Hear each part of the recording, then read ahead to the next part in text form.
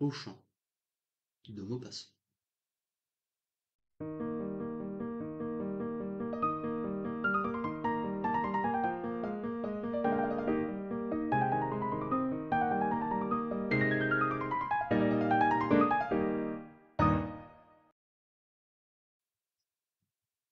Les deux chaumières étaient côte à côte au pied d'une colline, proche d'une petite ville de bain.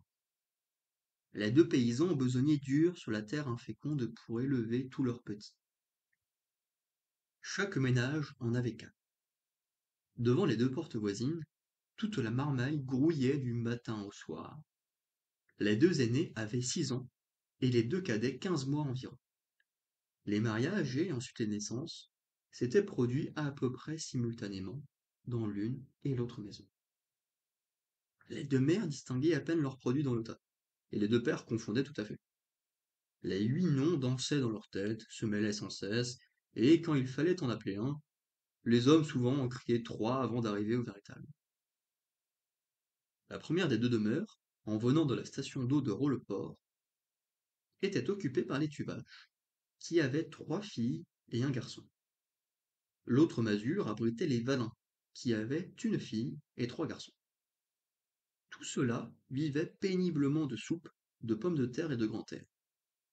À 7 heures, le matin, puis à midi, puis à 6 heures, le soir, les ménagères réunissaient leurs mioches pour donner la pâtée, comme des gardeurs d'oies assemblent leurs bêtes. Les enfants étaient assis, par rang d'âge, devant la table en bois, vernie par 50 ans d'usage. Le dernier moutard avait à peine la bouche au niveau de la planche. On posait devant eux l'assiette creuse, pleine de pain molli dans l'eau, où avaient cuit les pommes de terre, un demi-chou et 3 oignons. Et toute la lignée mangeait jusqu'à plus faim. La mère empâtait elle-même le petit. Un peu de viande au pot-au-feu, le dimanche, était une fête pour tous. Et le père, ce jour-là, s'attardait au repas en répétant: «Moi, je m'y ferais bien tous les jours.» Par un après-midi du mois d'août, une légère voiture s'arrêta brusquement devant les deux chaumières, et une jeune femme, qui conduisait elle-même, dit au monsieur assis à côté d'elle: «Oh, regarde Henri, ce tas d'enfants!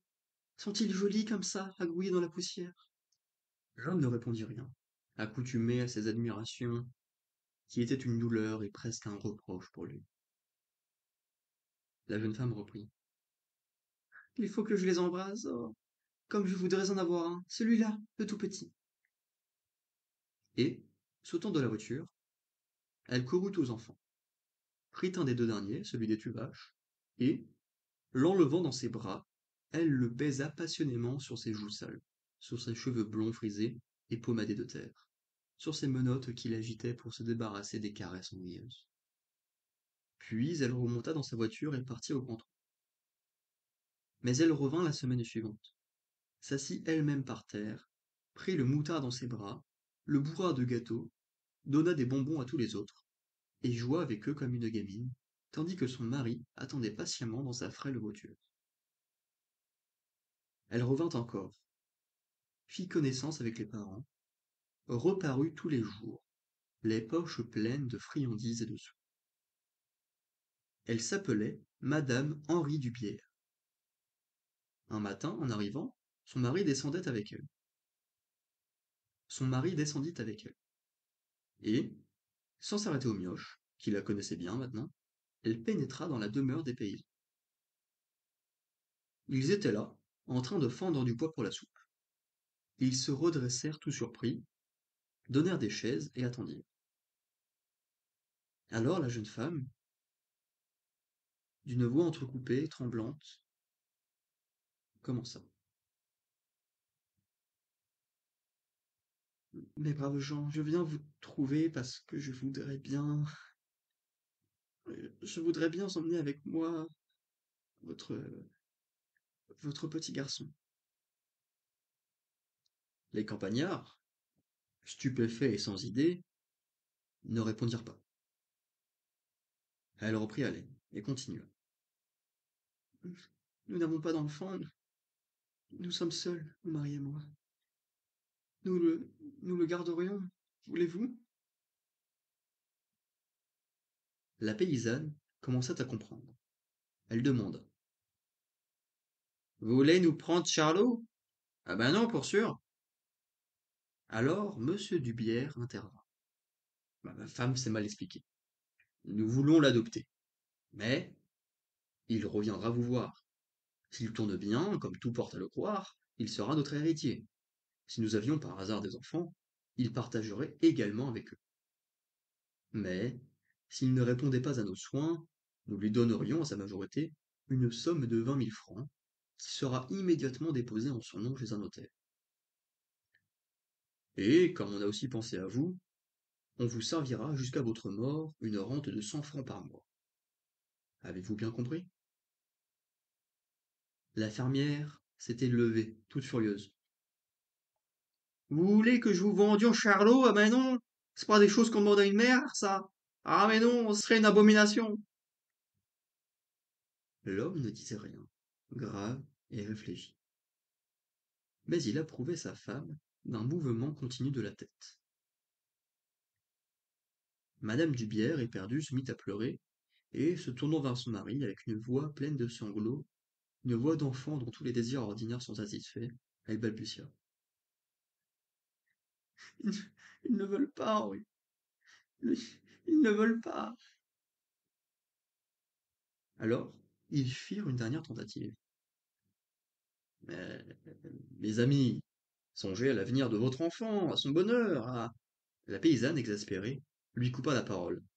C'est tout vu, c'est tout entendu, c'est tout réfléchi, allez-vous-en. Et puis, que je vous revois point par ici, c'est-il permis de vouloir prendre un éléphant comme ça? Alors, Madame Dubière, en sortant, s'avisa qu'ils étaient deux tout petits, et elle demanda à travers ses larmes, avec une ténacité de femme volontaire et gâtée, qui ne veut jamais attendre.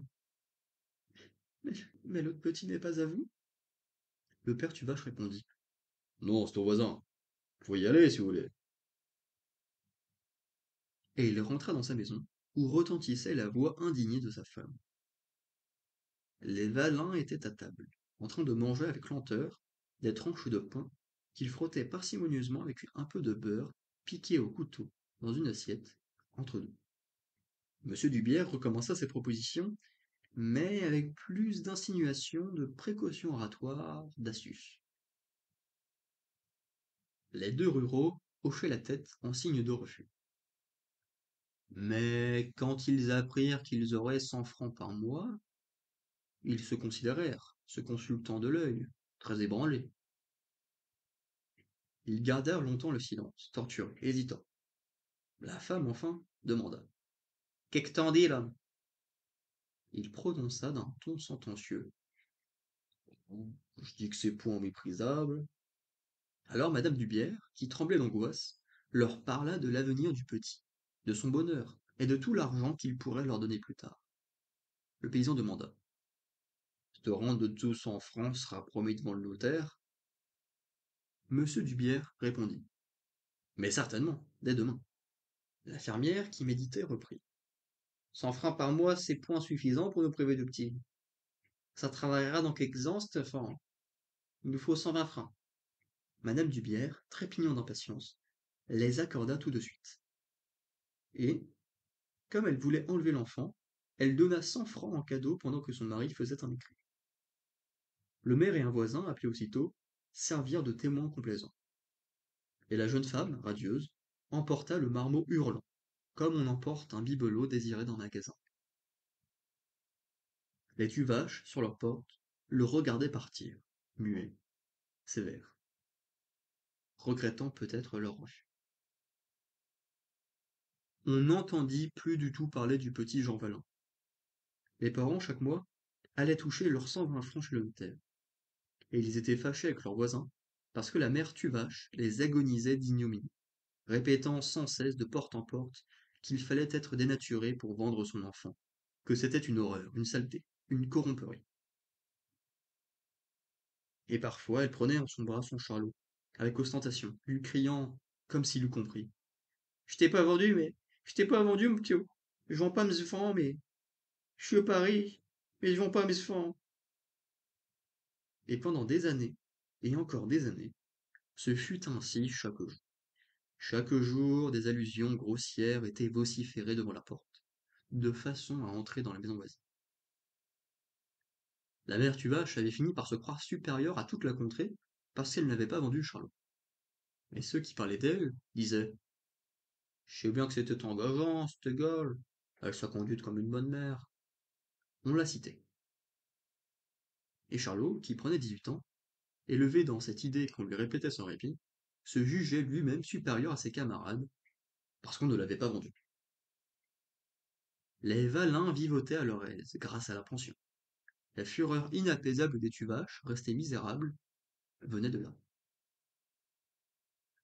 Leur fils aîné était parti au service. Le second mourut. Charlot resta seul à peigner avec le vieux père pour nourrir la mère et deux autres sœurs cadettes qu'il avait. Il prenait 21 ans quand, un matin, une brillante voiture s'arrêta devant les deux chaumières. Un jeune monsieur, avec une chaîne de montre en or, descendit, donnant la main à une vieille dame en cheveux blancs.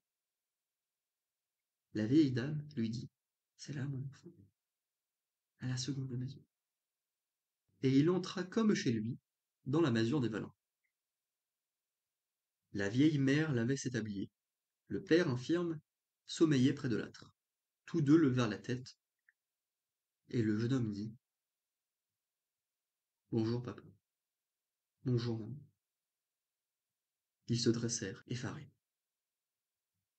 La paysanne laissa tomber d'émoi son savon dans son eau et balbutia: C'est c'est Tité, mon enfant.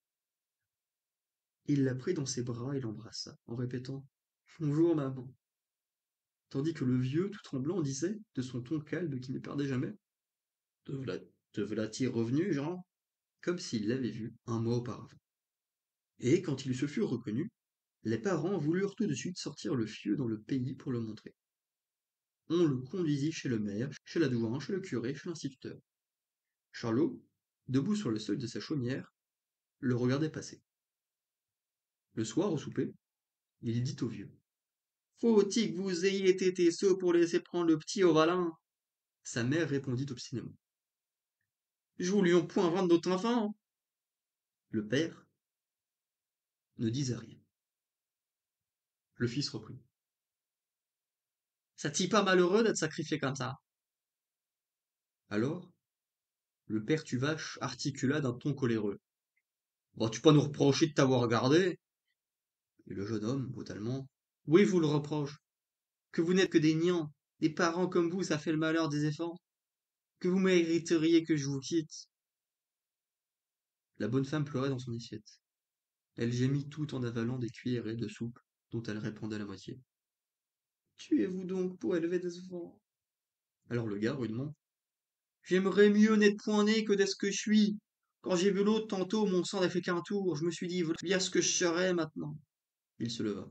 Tenez, je sens bien que je ferais mieux de ne pas rester ici, parce que je vous le reprocherai du matin au soir, et que je vous ferai une vie de misère. Ça, voyez-vous, je vous le pardonnerai jamais. Les deux vieux se taisaient, atterrés, larmoyants. Il reprit: Non, cette idée-là, ce serait trop dur. J'aime mieux m'en aller chercher ma vie autre part. Il ouvrit la porte. Un bruit de voix entra. Les Valins festoyaient avec l'enfant revenu. Alors Charlot tapa du pied et, se tournant vers ses parents, cria: Maintenant va! Et il disparut dans la nuit.